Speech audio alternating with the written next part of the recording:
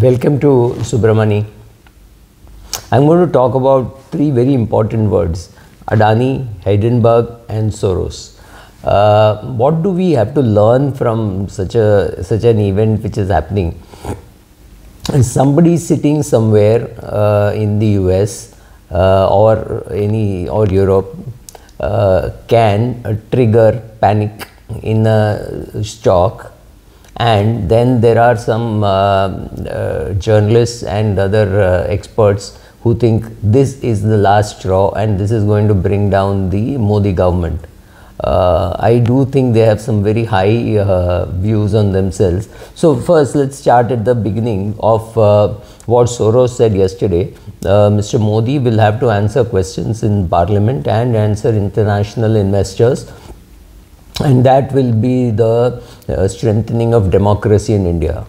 What complete nonsense, which brings me to two things. Dawood Ibrahim and George Soros are brands which are being used by somebody else. I'm sure these people, George Soros at 92 has no clue of what he was saying yesterday, and if he goes through a good battery of tests, he and Mr. Biden may not pass any of those tests, but that's a personal attack and unfair.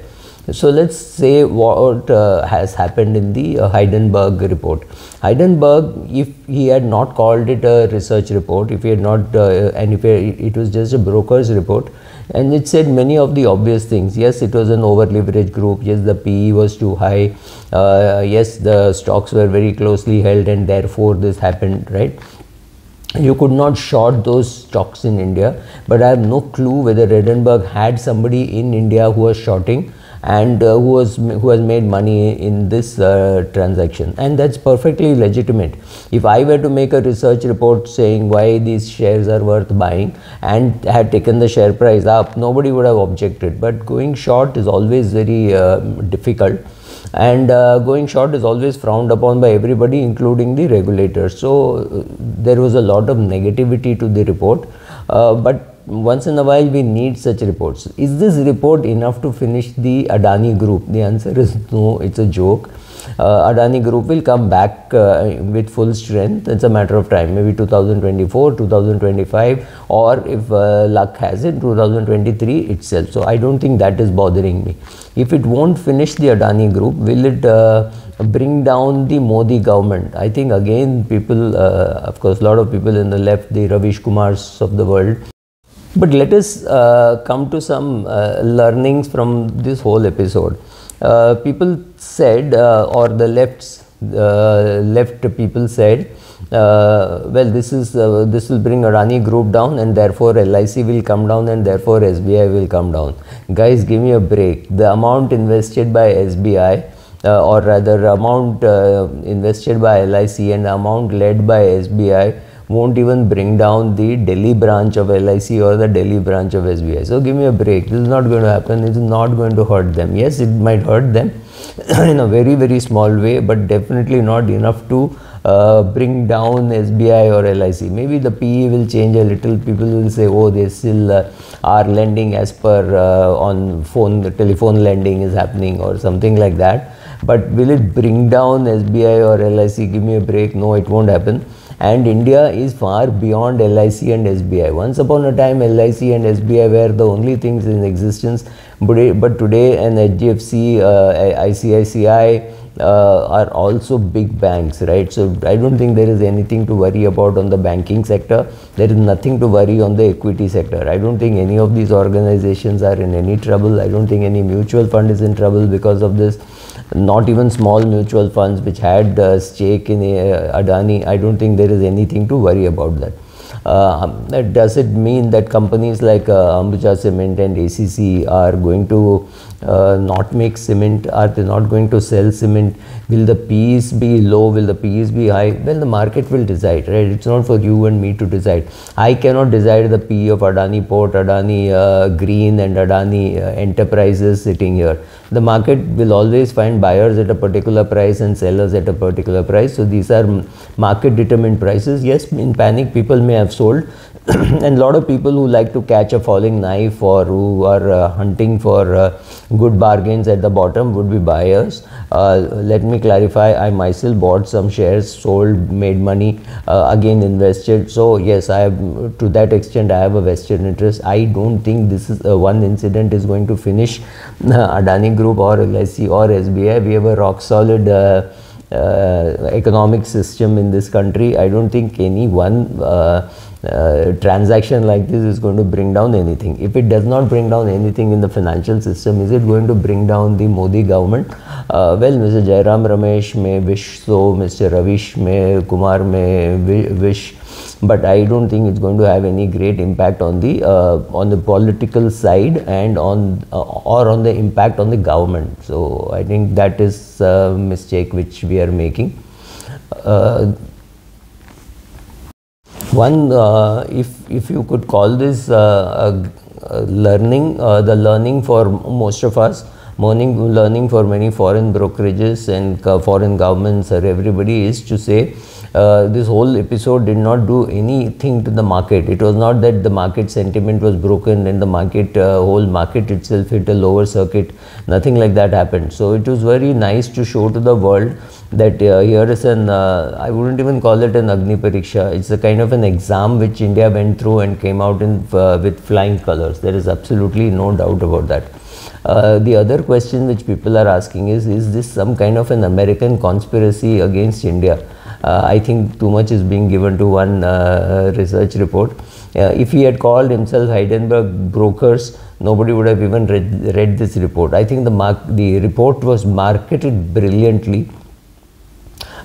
Somebody was funding it for sure. I have no clue who, whether nationally, internationally. Somebody who had short sold those shares. I think a SEBI probe will show that. But is it an American conspiracy against India? That's a little too far-fetched. I don't think we should bring too much of patriotism into some transaction like this. It was just a very smart guy who realized that here is a share which is perhaps vulnerable. It does not have too many friends in the market. So let's go short on it, and opportunistically he made money. I'm sure some Indians had known about the report. They had sold the share. They had done. They had obviously bought put options, so they made money. Not everybody would have anticipated or known that the share would go half the price, right? So some of the people who saw it would have sold it and immediately covered it, saying, okay, I'm happy with the $100 I made or $200 I made. To believe that it will take down the share from, say, 900 to 500 or something like that, you have to have tremendous belief in your report, right? So I don't know whether too many people would have had so much belief in their report, and they could have already been hammered by the promoter himself selling, right? This has happened in the past. When one promoter found out that somebody big is going to sell his share, he first went and sold tons of his own share, thus refusing to give an exit to the guy who was to sell the promoter's shares. So yeah, the Indian promoters are smart enough, they know how to handle these things. So is it a conspiracy against India? I think it is too far-fetched. Biden doesn't know what's happening in America. So the question is, I don't think this is this was expected to be a conspiracy against India, not against India, not against our systems or anything like that. No, definitely no. The middle class Indians need to get used to certain things. One is, if you want American salaries, you will have American uncertainties. Similarly, if you want American capitalism in the equity market and you want equity markets to be big and robust and successful, you will have reports like Hindenburg saying that, okay, this is overpriced. In fact, of whatever I have read of the Hindenburg report, I have not read the full report, I don't see anything new which he has said.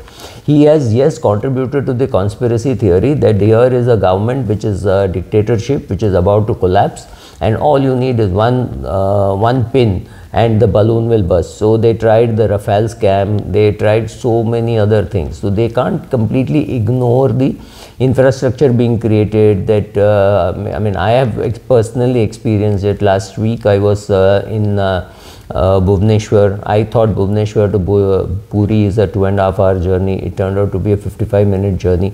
Right. So things have really changed in India. Infrastructure has changed. You can keep on ignoring it and say, oh, Rafale scam didn't hold, now something else will. So the Hindenburg report will bring down the Modi government.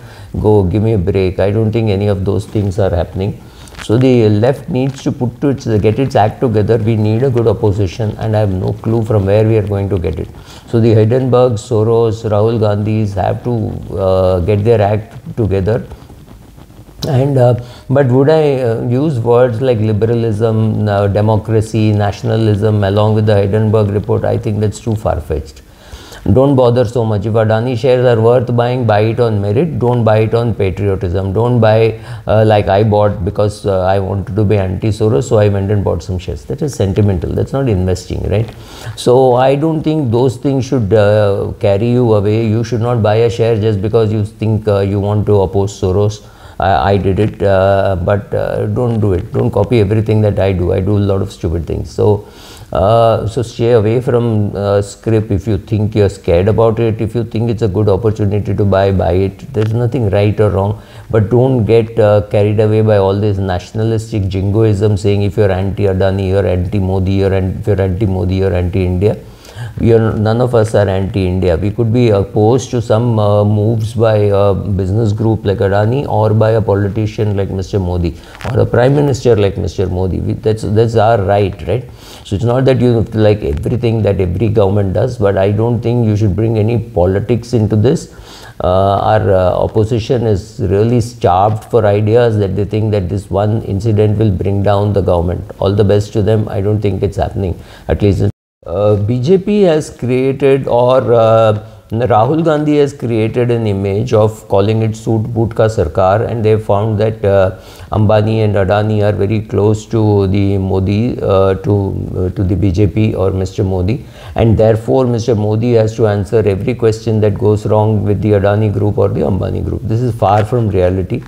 I think Ambani and Adani are smart. They have friends in all kinds of governments. You cannot start a business, run a business successfully for 30, 40, 50 years, trusting one politician or something like that. You create your own bases all over. You know the police commissioners, you know the DGP of police, you know the home minister, you know the home minister at the center, you know the finance minister. They come and attend the weddings in your house, you go and attend the weddings in their house. You try to build a rapport and a relationship with everybody, with a Chidambaram, with a Sharad Pawar, with Mr. Modi, with everybody. You don't try to say, oh, I will only deal with Mr. Vajpayee. It does not happen that way. In fact, I wouldn't like to name, but there's one very big group which has no political leanings, and it suffers a lot. It cannot get very simple things done by any government-owned organizations, right? I think that's very stupid. So the BJP should come clean and keep saying what it wants to say, but being seen close to big business is not a great image in India. What do I think will Adani do now? He will, like all smart businessmen, lie low for some time, repay loans, maybe get some do some financial PR and make sure that a lot of people buy his shares in the market. He will not come out with an IPO. He may do some personal private placements in a very small way with some big family groups, etc., like what he did and withdrew. So he may do some of those things. He'll broad base his shareholding. He should also broad base the people. It can't just be seen as a Gautam Adani group. He has to bring more people, more executives of his should be visible to the outside world.